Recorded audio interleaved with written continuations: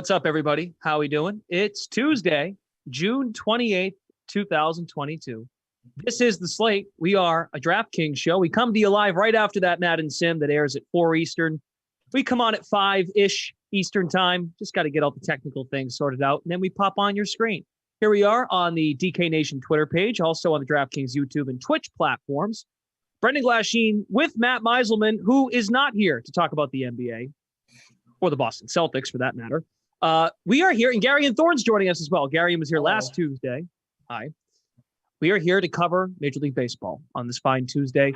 You know, Tuesdays, Fridays too, are typically those larger slates because there's just more teams in action. Rarely do you see a team getting a day off on a Tuesday. So, yeah, there's more games to talk about. So there's 16 of them today with the Guardians and who was it today? Guardians. Who is it? Twins doubleheader today. Guardians Twins doubleheader. So here we go. Still a lot to get to on the slate. Meiselman, we'll start with you because I want to see if you're ready to go. If you've got the cobwebs shaken off, you can take your basketball shorts off and put on your baseball pants. Exactly what I'm doing. You don't have to show us, just to state it.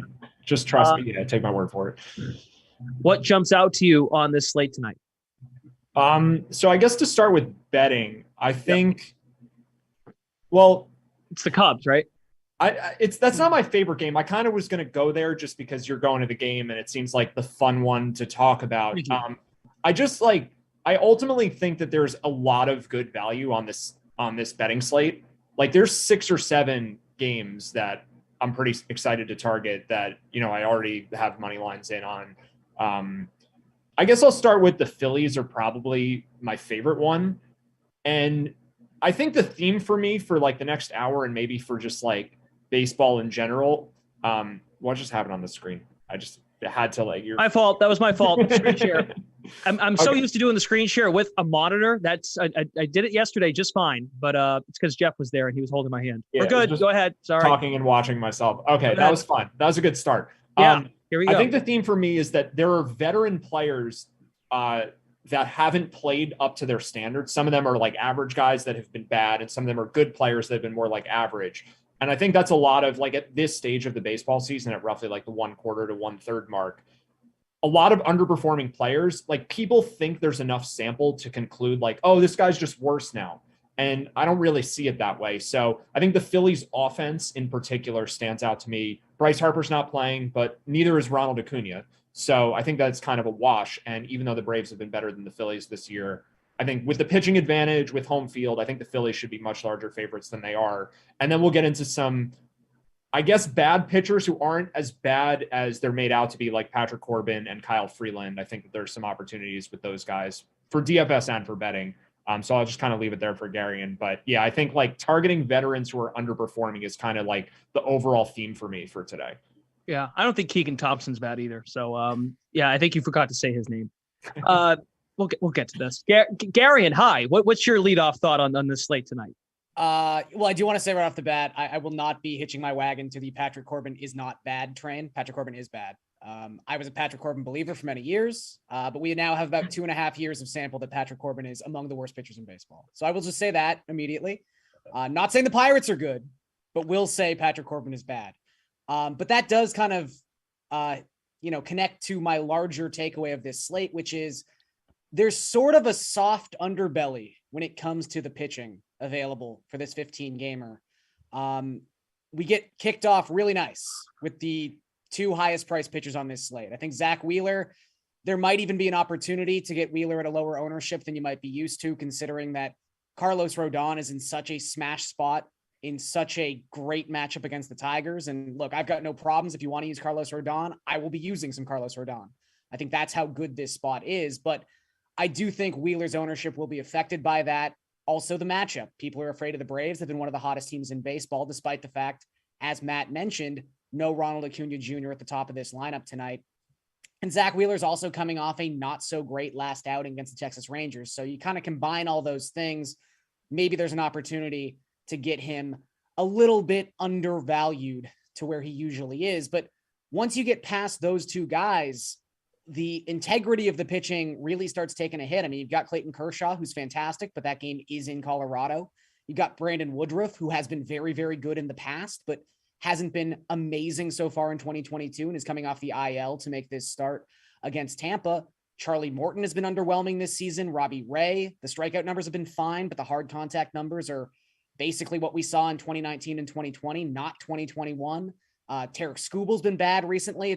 There's almost a nitpick you could have about every single one of these pitchers, which is why I think, to Matt's point, some of these extremely cheap guys, when you get down below 7K, can be kind of appealing, because I think for all their faults, there's a lot of pitchers with faults on this particular slate. And I would even say Keegan Thompson. Okay. Had a couple nice starts. I'll give him that. But home run issues are still a big red flag for me. Did I click that? I'm sorry about that. It's quick slip. But I would even say like Ross Stripling is viable on this slate. Like it's a wide range of viability when it comes to pitching. So I do think that's going to be interesting, especially with, again, Carlos Rodon sort of being this linchpin that I feel like a lot of people are going to have.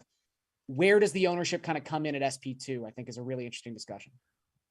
You have any thoughts on that, Meiselman, in reaction to Garion's point? Yeah, I think it's given the prices of offense, and also we're going to have to talk about the Dodgers because I think everyone's playing the Dodgers. But let's say like you want to play a high upside stack that is the Dodgers or just another good offense. They're all expensive. At least the better players are expensive, which means like playing Rodon plus Wheeler or Robbie Ray with one of those guys, like that doesn't really seem all that viable unless you're just playing like the chalkiest value plays on the slate to like make it work around, the Dodgers or something. So I don't really like that strategy. Like that's your cash game lineup for sure. Like if you're playing cash games tonight, play Zach Wheeler, play Carlos Rodon for sure. He's like the first guy in. Play 5 Dodgers and then just play whatever else fits. Like that's an easy cash game build.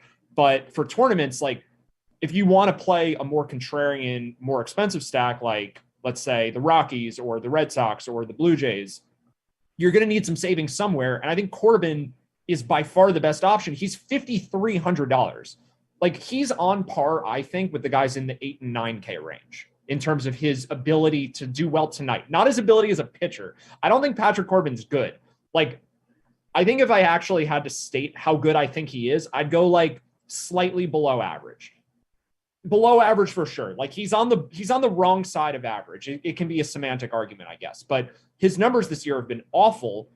It's mostly due to the fact that he's not getting out of jams. He's got one of the worst left on base percentages in baseball. And anyone who cites left on base rate as a predictive metric is just doing analytics wrong. It's almost like saying a basketball team is good at defending the other team's free throw percentage. Like you have that one's more extreme for sure, but like the pitcher's ability to get out of jams is mostly a product of luck. Like the sequence of the hits is more or less like not really in the pitcher's control. Like you give up a double with 2 outs and no one's on base, or you give up a double with 2 outs and the bases are loaded. That's not a thing that's predictive in the long run. Like even the best pitchers in the history of baseball have strand rates around 80%. And the worst guys are like 65%. There's just not a large margin between the two extremes. Corbin's at 60% this year. Even last year, he was like 70%. And he's no different than last year. Like, I'm sure Garion would agree. Like, this version of Patrick Corbin has basically been the same for like 3 seasons now. You could say he's been terrible this whole time, but he hasn't gotten worse. He's just been, what he is. He's just like a kind of mediocre veteran. Well, but look, again, he's definitely been unlucky. Like the ERA is not predictive of his skill set. I think he's more like a 5 ERA, not a 6.5 ERA. Well, his expected ERA is 6.5. And again, you're right. This is a semantics argument, but I would say when it comes to strand rate, the two things that I would tend to look at to see if, again, a 60% strand rate is unsustainable. I think we can both agree with that. But the areas where Corbin could help himself in terms of strand rate, and we do see this with some pitchers, is does the velocity tick up when runners are on base? And Corbin's been losing fastball velocity for the past couple of seasons. And where is that strikeout rate? Because again, the best way to negate luck-based baseball statistics is simply by removing luck from the equation and getting strikeouts. And Patrick Corbin's strikeout rate has been moving in the wrong direction the past half decade. So I do think some of this stuff he brings upon himself. Now, again, we're talking about the Pirates. not a great offensive team. And actually one of the teams that are really built around left-handed hitters specifically. Now, Corbin somehow has worse splits against left-handed batters than he does against right-handed batters, even as a left-handed pitcher. But the Pirates, an 83 WRC plus as a team against left-handed pitching. They have struggled immensely with southpaws this season. But still, I wouldn't be using Patrick Corbin tonight. Even the Pirates don't have all that high a strikeout rate as a team. That does change slightly with O'Neal Cruz being promoted. He's going to be a high strikeout hitter, regardless of how good he's been so far. But honestly, if you're looking at that range of pitchers below 6K, if we want to get into that territory, I would much rather use Ross Stripling, who I cannot figure out why he's being priced at $5,100 on this slate. Stripling's made 9 starts this season. He's got an ERA below 3 and a 2.58 FIP. He's not an elite strikeout pitcher by any means. The Red Sox are obviously one of the best offenses in all of baseball, but Stripling should be priced in the 7K range. I just don't think there's... That's the thing, though. He's in a hitter's park against a great offense with the roof open. Like, Corbin's facing the Pirates. I think I'd agree with you. Ross Stripling is a better pitcher than Patrick Corbin. We probably disagree by the amount, but the matchup, the Pirates are an unbelievably good matchup, and the Red Sox are one of the worst matchups of starting pitcher. No, I acknowledge that fully. However, the algorithm mostly goes, aside from Coors Field, really does dive into performance, individual performance, not so much matchup based. I just don't understand why Stripling is this cheap. He's been a very effective pitcher in 2022. Patrick Corbin has not been. And I would rather hitch my wagon to Stripling, again, even knowing the matchup is much tougher. Are either of these guys probably going to score more than 20 DraftKings points? Highly doubtful. Yeah, that part I agree with. This is more getting savings to be able to play an expensive stack. Yeah. That's really the main thing here, because I guess when it comes to hitting, everyone's playing the Dodgers. I know they didn't score last night, but that's not going to matter. Any DFS projection site out there is going to have the Dodgers as far and away the best team at basically every position. They have some guys in their lineup that actually aren't even that expensive. You can play a few of the guys towards the bottom of the Dodgers lineup that only cost, I'm just pulling this up now, Trace Thompson's the minimum. Hanser Alberto's 3,100. Austin Barnes is 2,600. Gavin Lux is only 42. And then it's really easy to fit in Turner and Freeman. Muncy's not even 5K, and they're going against Kyle Freeland, who honestly I think is worse than Patrick Corbin. So it's Coors Field. This is a great matchup. Everyone's going to play them. So having said all that, I think you need to play somebody else, because the Dodgers could score 6 runs tonight, or 7 runs, or even 8 runs and not be the winning stack. It's a 15-game slate. And I think the other team on the other side of Coors Field looks very good in the Rockies. Chris Bryant's back. I think they're just, no one's going to play them because the Dodgers are in the same game. And the Rockies offense isn't bad. And Kershaw's, the Coors effect is going to negate the ability of Clayton Kershaw a lot. But for me, it's the Rockies and the Red Sox and Blue Jays. Those are really the 3 main teams I'm looking at. Good transition, Meiselman. That's what I was going to ask next. Is there a way in which you play a Stripling, you pay for a Corbin, and then spend up? Gary, where are some other angles you might take from a stacking standpoint? Yeah, besides the Rockies, Blue Jays, and Red Sox. Yeah, look, that game's got the second highest implied total on the slate. You can't go wrong playing either of those teams. I think, Ross Stripling, for everything I said, is still Ross Stripling. Michael Wacha's expected ERA is 2 runs higher than his actual ERA, and he's been much better at Fenway Park than he's been on the road so far this season. There's reasons to think there's going to be runs scored in that contest. I think a couple of my favorite stacks, the Cardinals tonight, anytime they draw a left-handed pitcher, they get Braxton Garrett tonight. They've got a 120 WRC plus as a team against Southpaws. They've done a really good job at platooning some of their left-handed bats. For all the success Nolan Gorman's had since his call-up, he does not play against left-handed pitching. They just have better options. They moved Dylan Carlson, who is, I think, hitting 340 going back to the beginning of last season as a right-handed batter. He's going to hit second tonight. I think he's a fantastic value play, even though he's almost $1,000 more expensive than he was last week. So I think you can kind of maneuver around, and obviously Paul Goldschmidt is the center of that stack, and he is very difficult to afford. But I think there's some cheap options in that stack you can kind of utilize as well. Juan Yepez being another one of those guys. And then the Rangers. I think the Rangers are another team that have really been from a lineup construction standpoint, they are a team that you can depend on in DFS to properly utilize their players, which I really like. They had a little bit of a lineup shift at the top. We are not seeing the Marcus Semien, Corey Seager 1-2 that we usually see throughout the entirety of this season so far. It's I believe his name is Josh Smith is going to bat leadoff for them tonight. Only $2,400 is a left-handed hitter. And that's kind of the important part because Jonathan Heasley cannot get out left-handed bats. He's got a 4.13 WOBA to opposing lefties so far this season. I believe he's given up 3.3 home runs per 9 to lefties.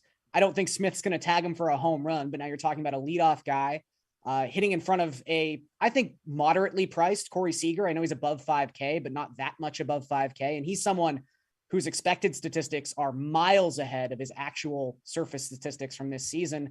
And then you've got your Cole Calhouns of the world. You've got your Nate Lowe's of the world. Jonah Heim is someone I prefer using against lefties as opposed to righties, but he's a switch hitter and he's having a pretty good season. So I think you can stack a bunch of left-handed bats for the Rangers. And even if you want to get some exposure to someone like Adolis Garcia, who, obviously would not be in the ideal platoon split there, but it's not like the Royals bullpen is all that great either. So I think the Rangers are probably one of my top 3 stacks tonight. As far as inactives on this slate, folks, Stanton is out tonight for the Yankees. No Will Smith for the Dodgers. Gary, and this guy, I meant to bring this up earlier. Alejandro Kirk, the Blue Jays catcher. Sure. He looks like he belongs in over 30 beer league. I mean, sure. He and I are, we're 5'8" kings. We're a little rotund, but we work hard, No, Kirk's been amazing. And the fact that he's not in the middle of that lineup, it lessens the Jays' run potential output. However, it does create more value opportunities because someone like Lourdes Gurriel Jr., who's not overly expensive, is now hitting 5th. You've got Matt Chapman, who's got a 147 WRC plus in the month of June. He's hitting 6th. Gabriel Moreno is way down on the pricing list. Has been hitting very, very well since his call up to the majors. So as much as someone who goes into today intending to stack the Blue Jays and intending to use Alejandro Kirk, maybe you're a little bummed he's not in there initially, but it really does create value situations for the Jays tonight. Okay, fair enough. Ronald Acuna is also out tonight as well. Those are some notable names that are not in lineups for tonight. Where else are we looking in the betting market, Meiselman, as far as an edge or? Yeah, just quickly on the note of injuries, yes. Just something else to highlight. We don't have an Angels lineup yet. I think that might be the only team that we haven't gotten a lineup from. And Mike Trout sits more than the average guy. He had a pretty rough night at the plate last night. He's obviously been quite good this year. He's basically always good, but I like the Angels a decent amount as a bet tonight if their normal lineup is playing, but I don't really have a lot of confidence that that's going to happen. I think there's like a 20% chance, if not higher, that Trout sits. And then I think this is kind of always a thing in baseball. The later it gets, the more likely it is that the lineup's weird. It's only 5:30. So this is far too early to like speculate based on the timing, but anytime I think the Angels are in a good spot, especially given how top heavy they are, I always want to wait to make sure that Trout and Ohtani are playing, because to take either of those guys out, like the lineup just craters. And especially if you don't have Ohtani behind Trout, I mean, they've been intentionally walking Trout anyway, but you really can pitch around one of those two if the other one's not playing. I think we have actually seen a lot of like Trout gets walked, and then, Ohtani is more, I guess, a lower batting average hitter. So teams are more willing to go after him. You don't fear cleanup hitter Matt Duffy?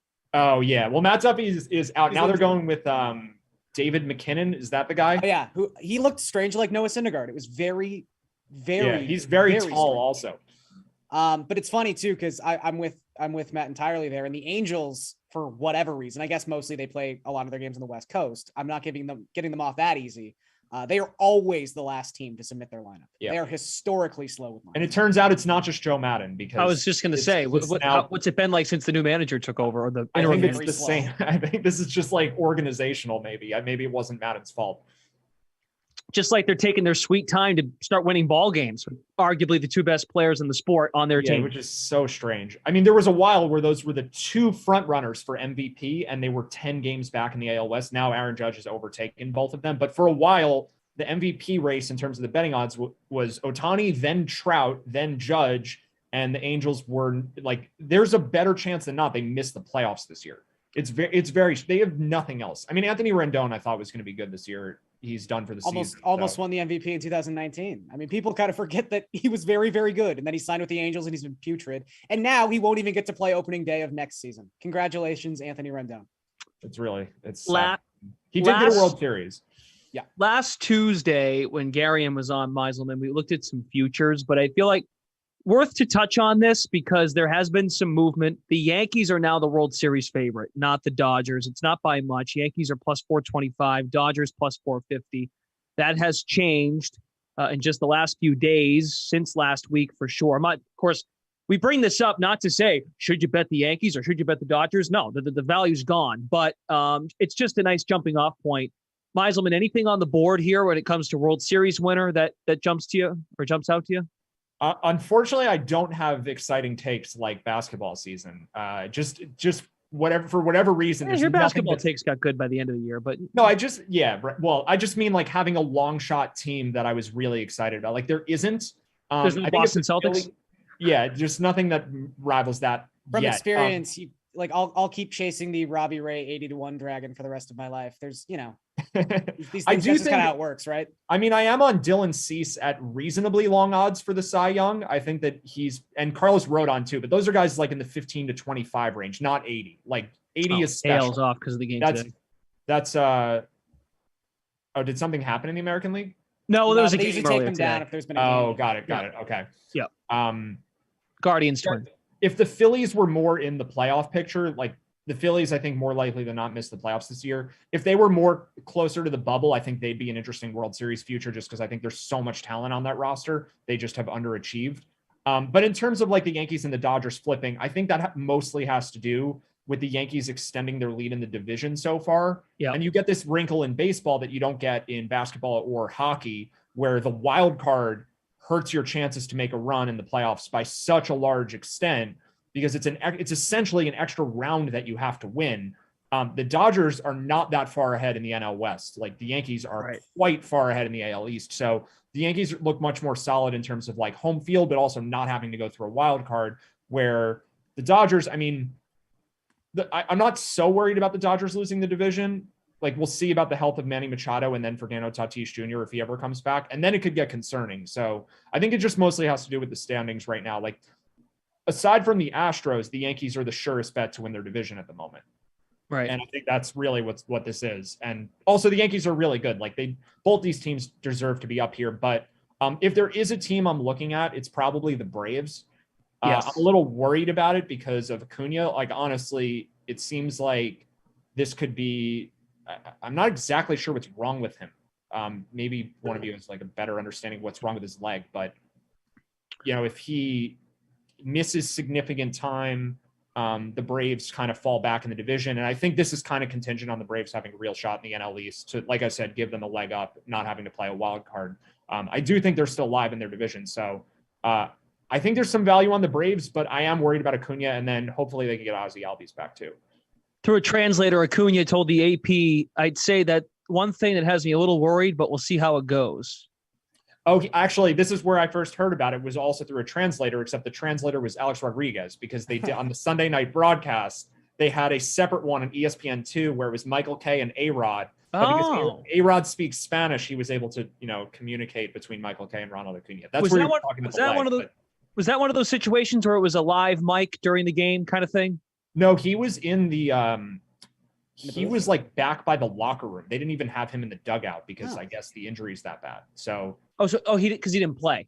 Got it. So it seems like there's some kind of issue there, and the Mets have a ton of injuries, and the Phillies also have a ton of injuries. Like if the Marlins could figure out how, but like the NL East has just taken a step back, I guess, over the last few weeks. Underwent tests, showed no fracture, but he was using a medical scooter in the clubhouse because he felt he could not put weight on his foot. Doesn't seem great. No, sure doesn't. Seem great. Yeah, I'd probably wait till he comes back before betting the Braves, honestly. Okay. Gary, and you have any updates on how you feel? I know we talked a little bit last week about betting the AL East to represent or be the World Series winner. Yeah. I think that's moved since we talked about it because the Red Sox are playing well, and so are the Jays, and so are the Yankees. Yeah, I think when we talked about that last week, for whatever reason, the Yankees still weren't favored to win the World Series. So with that changing the past couple of days, I would think that's probably around plus 200 now. Sort of in a counterintuitive way, yep. plus 210. I do think when you just look straight up at teams to win the World Series, and it, obviously this is me wanting to take something a little extreme. I do think the White Sox number at 30-1 is maybe a little bit of an overreaction to what we've seen through the first 3 months of the season. It's one thing I like to do in basketball when you look at pre-trade deadline odds to win the championship is which teams do you think will do the most and change the most and alter their odds the most through actual roster manipulation. And I think it's a little bit easier to kind of predict those things in basketball as opposed to baseball. However, we know the White Sox will manipulate their roster by the time September rolls around because they'll just get so many guys back from injury. Now, maybe those things don't happen fast enough where they can catch up to the Twins and the Guardians, but I think we've seen in the last 2 weeks with the White Sox floundering that those two teams aren't designed to run away with this division. I think the White Sox are going to have time to get themselves back into this. Now, they're pretty much locked into the 3 spot in the American League if they do make the playoffs. However, to what we were talking about last week, Glash, where there's the Yankees and then there's 3 other playoff teams in the American League East, they're almost sort of like indiscernible from each other. Mm-hmm. I don't really think there's going to be much of an advantage from being the 3 seed to being the 6 seed in the American League, aside from the fact the White Sox will have home field advantage if they win the NL Central in that wild card round. And I also think their team sets up nicely as a playoff team. It's how I thought about the Brewers last season. That backfired in a stupendous way. But this is a team that going into a 3-game playoff series will probably start Dylan Cease in game 1, Michael Kopech in game 2, and Lance Lynn in game 3.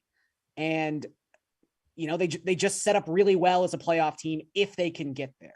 And obviously if it had been great all season long, they wouldn't be 30-1 right now. But I do think there's still a little bit of value with that number just because it's a bit of an overreaction to the struggles we've seen so far, but most of those struggles can be chalked up to just a hilarious level of injury bad luck. Wow. Faith in Tony La Russa, at least some. Well, not that. I will say that is a tough pill to swallow if taking this bet is the Tony La Russa. But maybe the crowds in Chicago get their way and we get a different manager in there. Speaking of crowds in Chicago, someone will be in the Chicago crowd tonight. No, not the White Sox. The Cubs are home after a lengthy road trip. They're so excited to come back, and they've got great fan support coming this evening to Wrigley Field. They are home to host the Reds. Luis Castillo, who has been talked about in trade rumors, he is pitching for the Reds. The Reds are at plus money tonight, plus 105. Cubs at minus 125. Keegan Thompson's the starting pitcher. Meiselman, say you were going to be in the crowd tonight. What would you do with this game? I would bet on the Reds. I think the Reds offense is better, and I think they've got the better pitcher on the mound. And home field advantage does some to negate that, but yeah, I don't think it's enough. Because I think a lot of what was going on with this line is there was a chance that Jonathan India wasn't going to play tonight.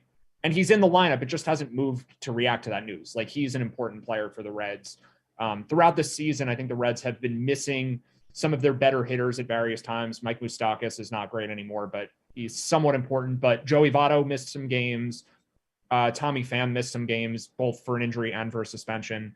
And they've got all of them playing. Brandon Drury, too, has had a good season. So I do think the Cubs have some decent young hitters, but to me, the Reds are just better. And despite the game being at Wrigley, I think they probably should be small favorites. I'll just kind of list off the other teams that I feel similarly about too, because I think there's a lot of good bets tonight. I think I already mentioned the Phillies as small favorites, but I think the Royals aren't getting enough love as underdogs. Like, John Gray's a lot better than John Heasley, but I think with home field advantage, the Royals are closer to 50-50 than, that line gives them credit for. And then I think the lines are too long on Oakland. I think they're too long on Colorado. And then the Diamondbacks I'll kind of give as a tentative pick, because any bet against the Padres over the last few days, we've had to wait to see if Manny Machado is going to return. And the lineup without him just drops off by so much. He has the highest WAR in baseball this year. I think that's still true even with the week that he's missed. Machado's been incredibly good. So without him, the Padres offense is really bad. Like, I think it's a really good spot for Arizona if Machado's not playing. So that one, you kind of, I think that I must have been wrong before because the Angels lineup wasn't out, but neither is the Padres. That's the other one we're waiting on. So we'll see if Machado plays. But we do actually have the Angels lineup now. Let's see. Trout is in, and Ohtani is also in. So yeah, I think the Angels are a little undervalued too. That was nice timing to be able to tie that together. There you go, and they're still at -125. There you go. Garion, how about a total? How about over 9? There'll be runs at Wrigley. There's a little wind. I was outside today here in Chicago. I'll be honest. I'll just let everyone know. I already bet the Cubs. So, I mean, look, that's if I were to go to the game, I would probably bet the over because that's the fun in-person bet. So if you want to ride with that, go ahead. It's at 9.5 now. And again, Keegan Thompson, home run based pitcher. Luis Castillo's had some issues this season. The Cubs not striking out nearly as much as they have in the past. So yeah, there's some positive signs there. I would say in terms of a total, it's a low total, but I do like that under in the San Diego Arizona game for a lot of the reasons that Matt was talking about. If Manny Machado is not playing, I just do not really have a lot of fear for that Padres lineup. Zach Gallen has quietly been one of the best pitchers in the National League so far this season. He's coming off an amazing start in his last outing. And the Diamondbacks, another one of those teams that are very, very left-handed. A lot of their best hitters are left-handed, and they have struggled against left-handed pitching so far this season. That includes their Sean Manaea's last start against them. Just a WRC plus hovering around 80 against lefties this season. So I think both teams are going to struggle scoring runs, especially if Machado's not in that lineup. So I would look at the under there. Okay. Very good. Any lasting thoughts before we wrap up the show? This is like an exhausting slate to look at, honestly, because this is just so many games. Like, I don't know how anyone does this, like try to make, Welcome to the baseball part of the show, Meiselman. You don't get your little 3-game NBA slates anymore on Tuesday. Yeah, no, it's. Honestly, though, I know it firsthand because I'm now looking over at like bets I've made today. There's like 47 of them. I just didn't realize how quickly it adds up. There's just so many games. Let's see though, because the pitching, you're right though. You guys said this off the top. Yeah, like there's so many guys after those first couple guys. It's like. But to Garion's point, there are opportunities to capitalize on these cheaper guys so you can avoid having to spend up on mediocre 8K, 9K guys. Yeah. I don't love this slate like DFS wise that much though, because I don't think any of the chalk is that bad. Like the pitchers that are going to be owned are well deserving. Like Carlos Rodon being in 60+% of lineups. Like I think that's totally fair. Mm-hmm. This is not like some chalk pitcher where it's like, oh, but he could be terrible. Like that's pretty unlikely. I do think, though, you just have to avoid stacking the Dodgers. Like, the ownership is just too high. But more likely than not, the Dodgers are going to be quite good tonight. It's just like in big tournaments, I just think you have to fade them. Like, maybe you play a 5-man stack and then the Dodgers, you throw 3 of them in with your stack if they happen to, if it's contrarian enough elsewhere. Like, if you're starting your lineup with Patrick Corbin and Ross Stripling and the Blue Jays, like, okay, play Trey Turner. Like, that's fine. You're contrarian enough that I think that's viable. But for the most part, I just think like the Dodgers ownership. And also, I guess one thing that we don't talk about that much is the way this varies contest to contest. Like if you're in a GPP that's more expensive, the Dodgers ownership will be even higher there. If you're playing like the mini max, you're not going to see those numbers as high on the Dodgers. So there's more reason to play them in a tournament like that. But, in a GPP that's like $100 entry, like some of these Dodgers hitters could be 50% owned. So I guess the higher stakes you're at, the more wary you have to be of what the field is doing with them. Okay. Gary, any final thoughts? I know, and by the way, Garion's got an article up today over on the DraftKings playbook breaking down studs and values for this whole slate. Yeah, I would just say one team we didn't touch on that I think has the potential to be a little bit of a variant stack just because there is this sort of respect that Carlos Carrasco still carries.